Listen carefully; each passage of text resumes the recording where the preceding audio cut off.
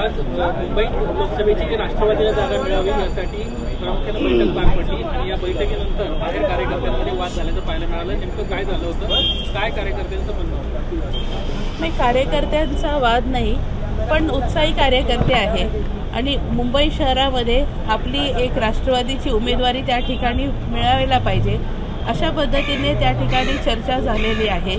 आणि मला खात्री आहे की आज मुंबई शहरामध्ये संघटनेचा जो एक मोठा जो संच आहे तो ईशान्य मुंबईमध्ये आहे आणि ईशान्य मुंबई जो आहे हे राष्ट्रवादी काँग्रेस पक्षाच्या राष्ट्रवादी काँग्रेसचा उमेदवार त्या इंडिया अलायन्समध्ये असायला पाहिजे अशा प्रकारची मागणी कार्यकर्त्यांनी केलेली आहे. एक महत्त्वाचं की ईशान्य मुंबई त्याच्यात तुमचा खासदार होता, पण आताची परिस्थिती पाहता त्या मतदारसंघाव्यतिरिक्त आणखी कोणत्या मतदारसंघात चाचणी सुरू आहे का आणि त्या मतदारसंघावरून आता जे सगळं झालं त्यामध्ये नक्की कोणत्या मागण्या होत्या? नाही, ईशान्य मुंबईच्या व्यतिरिक्त इतरतर कुठेही अशा काही कुठल्याही प्रकारच्या चाचपण्या आता तरी सध्या वरिष्ठांच्या वतीने काही चालू असताना आम्हाला काही दिसत नाही.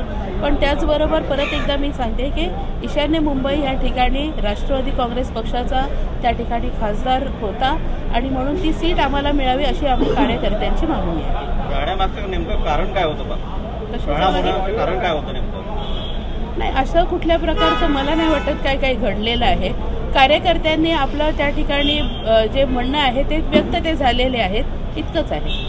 ज्यांना वाद केला त्यांचं असं म्हणणं होतं की जर ईशान्य मुंबईमधून संजय राऊत उभा राहणार असतील तर त्या ठिकाणी आपली ताकद जी आहे ती लावण्यात उपयोग नाहीये. त्याचऐवजी दक्षिण मध्य मुंबईमध्ये महाविकास आघाडीचे 3 आमदार आहेत, त्या ठिकाणी जर घडवलं तर नक्कीच त्या ठिकाणी आपल्याला फायदा होऊ शकतो. मी आपली थोडी दुरुस्ती या संदर्भात करते.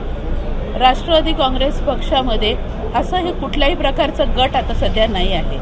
हे पहिलं तर मी आपल्याला हे करेक्ट करते. बाकी दुसरं जे आपलं म्हणणं आहे की हा मतदारसंघ नाही पण दुसरा मतदारसंघ मागायला पाहिजे, तर प्रत्येक कार्यकर्त्याला आज तितका अधिकार माननीय पवारसाहेबांनी दिलेला आहे आणि त्या अधिकाराने तो व्यक्त झालेला आहे. म्हणून त्यामध्ये कुठल्याही प्रकारचा वाद हा कार्यकर्त्यांमध्ये आहे असं मला काही वाटत नाही. राखी जी, जिस तरीके से ईशान्य मुंबई को लेकर के जो एक विवाद चल रहा है